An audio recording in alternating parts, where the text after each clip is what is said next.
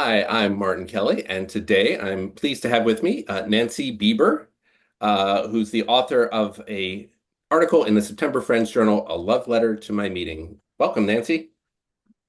Thank you. I'm glad to be here.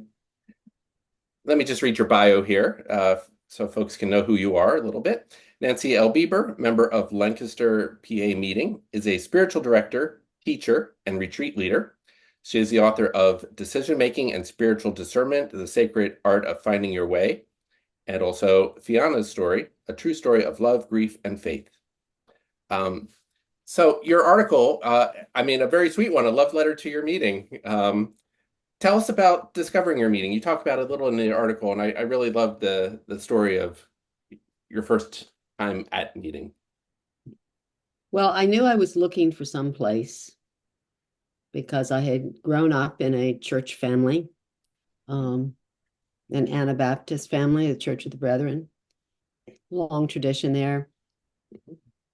But I had too many questions to be worshiping in a community that I couldn't say that the answers that they gave were ones that fit me Mhm. at that time. And particularly, I had two small children, and I didn't want them to be taught things that I wasn't sure that I believed at Mhm. this point. I had a lot of questions. So I my husband and I explored different places, and I had a couple of friends who were Quaker who I'd met through doing some volunteer work. So I turned up one Sunday morning and my husband was at work. I still remember the morning I walked in and someone came over and helped me get sorted out with my small children. And then just coming into the worship room and sitting quietly was like sinking into home. Mhm. Um, so that was an important part. The sense that I could be where I was without clarity in my thinking about spiritual matters. And that was all right. Yeah, I was on a journey. I didn't have to say the Apostles' Creed or anything that I didn't quite, I had a lot of questions about.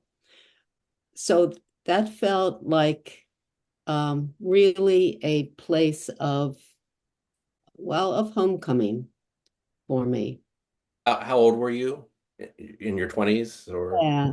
No, I was probably around, let me think, probably about 35 at 35? that point. Mhm. Yeah. So Um, we had moved around a lot, but we moved to Lancaster area and I knew we were going to be settled here. mhm. So, this was going to be home for hopefully the the rest of my life.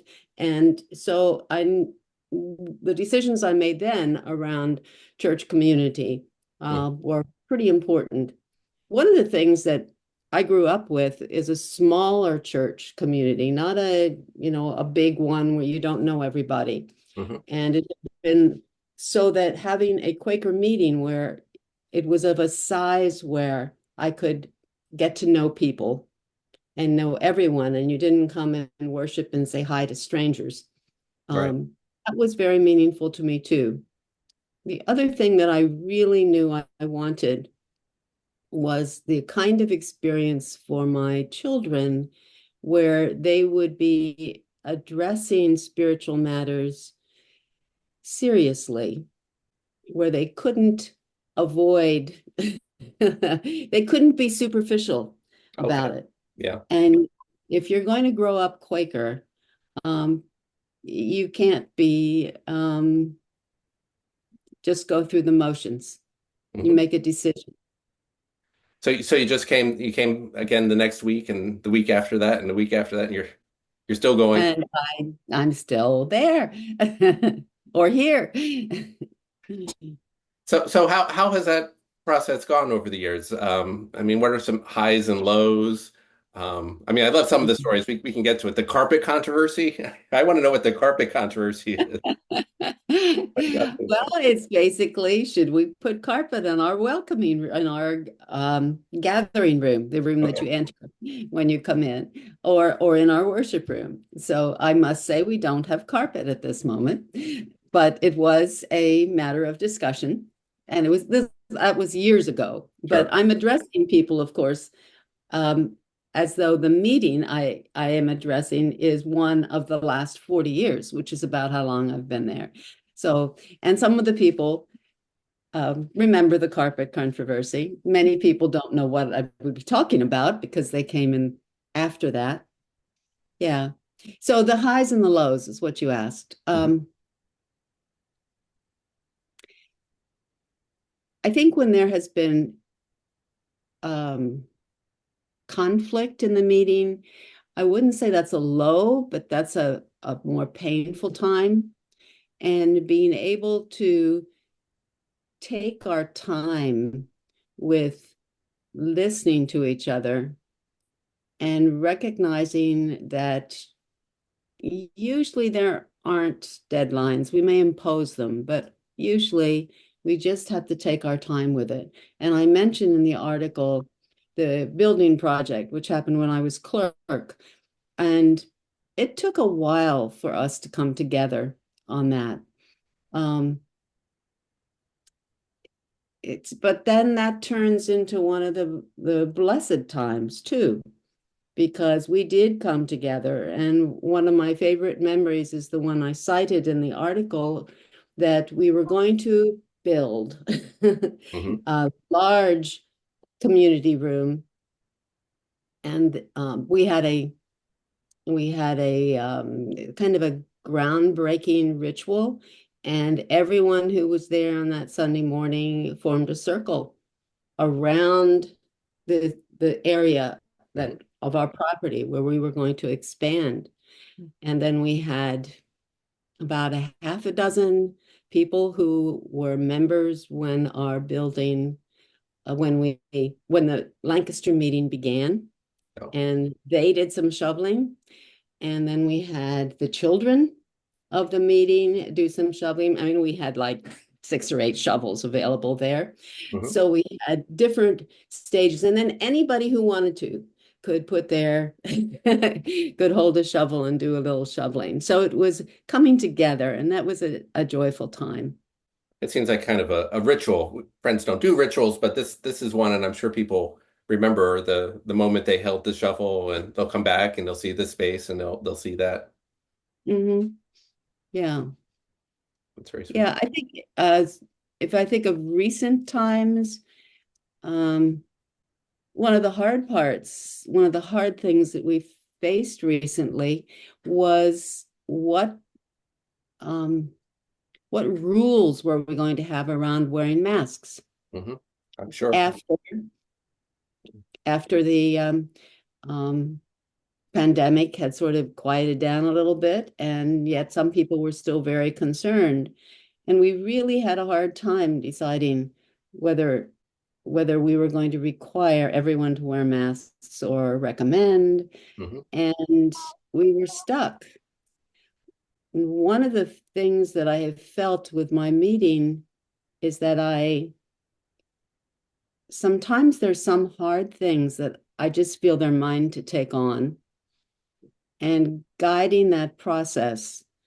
Um, we had a little ad hoc committee that worked on it, and I volunteered for that committee, and we did go through about a several month process of figuring out what we could recommend. And we had a little survey. We found out just about everybody was vaccinated anyway. And, we just went through a very careful process and then finally presented something to business meeting, which was accepted. Oh, good. But it was a time of um, working carefully and listening to people. And it was not easy because there were valid concerns all over the place. Yeah, no, that is important, a part of a lot of meetings and Quakers. Or So that's a recent time that I would say it's a hard time, but it also turned out to be a rewarding time as we journeyed through it. yeah, once we come to a resolution of one of these instances, it sort of reaffirms that we can be a community together. Tell me, what was it like to go over a period of time from being one of the new people, you're coming in, you're just learning, you're learning the language, you're learning the process, and then you're shifting to the role where you're not the learner, but you become more of the teacher and you Mhm. became clerk and you sort of shift in that role from one of the new people to one of the older people, the people coming in and helping to keep the community together. How has that Well, been? first of all, you have to remember that kind of a shift or growth took many, many years. Sure. So it's not as though I can say, okay, this was it. Probably one of the shifts that I could point to would be when I was asked to become clerk, because that was unexpected. At that point, we didn't really have an assistant clerk who might possibly, potentially move into the role of clerk and be thinking about it. And the person who was clerk died very suddenly and unexpectedly. So there was a need Mhm. there. Um, but it did shift my relationship with the meeting in that I not only was an active participant with certain responsibilities, but I felt I was holding the community. And I was clerk for 5 years. And after that, I probably was continued to feel a stronger sense of holding the community. Not only did I, through the process, learn a lot about um, patience, um, of calling for silence in meeting for worship for business, Mhm. of talking one to one with people and trying to understand where they're coming from. Um, but I also, and I mentioned this in the article, at that time, the tradition was that the clerk would be the one who closed worship every Sunday and sat on what we called the facing bench, even though we have benches on all sides. Um, and that experience of listening more deeply, not just for myself, but for everyone in the worship, I I felt so close to people and so much love for them. Mhm. I'm not answering your question exactly, but I don't know how to because it was such a gradual process. Oh, sure, sure. I mean, it's over many years. Um, yeah, I sometimes close worship at my meeting, and just that period where it seems things are winding up, and you can look around and sort of be watching the people and praying for them and feeling that Hmm. coming together, um, and also just seeing if maybe there's something more to go, and you're sort of pulling the spirit in the room. Hmm. I think just this last Sunday, I was about ready to break worship when someone sprung up and they gave some beautiful ministry. And there's something lovely about uh, Right. holding that group together like that. And there's something about trusting it, the trusting the community, trusting the spirit in the meeting, a spirit with a capital S, Mhm. and um,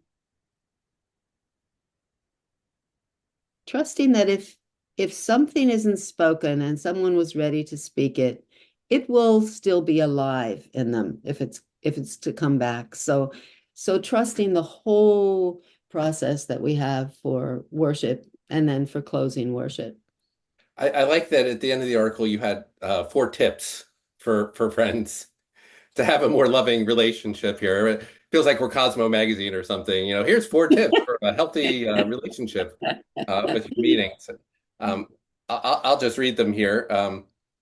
Number 1, stick around. It gets better, and you help make it happen. 2, love anyway and forgive. It's the only way. 3, nurture each other tenderly and listen to each other. We are all carriers of truth. And 4, know the Spirit is present and will transform us as we are open. Um, a beautiful list and something to always be remembering. How did you come up with this list? Well, I think I didn't intend to have a list at the end. Um, but as I wrote the article, that's what kind of unfolded in the writing of it. Mhm. So they are simply a rewording of what I've already said in Okay. the article. And I just thought, yeah, I'm going to just sum it up that way. It's more of a summary of what I've already said in words that people are going to remember and refer back to, as you just did. Hmm. Well, I like it. And just the whole stick around is, I think, a good one that, yes, there are times where it becomes difficult in community and you have personalities and they're going Mhm. back and forth and you're just holding it all together and sticking around and trusting that there will be a resolution. Yeah, and the other part that you're going to help to shape it, that your voice, even though you are perhaps not being heard at the moment, or you sense that what you have to offer is not useful at that moment, um, but you may still have something to offer that community. One of the things that I run into in my work as well, I've been a psychologist for many years, but now I'm active as a spiritual companion or director. And often people are feeling this in their church communities that, do I fit? Do I not fit? And that stick around is maybe there's something that you have to give to this community, that it is yours to give. And I don't mean teaching Sunday school or first day school. I simply mean your presence, your wisdom, your understanding of the spiritual journey may be something that's important for this unique group of people who are gathered here. Well, that's very beautiful. Maybe we should wrap it up with there. Thank you for coming here. There is a website that you list on the article, nancybieber.com, and we'll have that in the show notes here.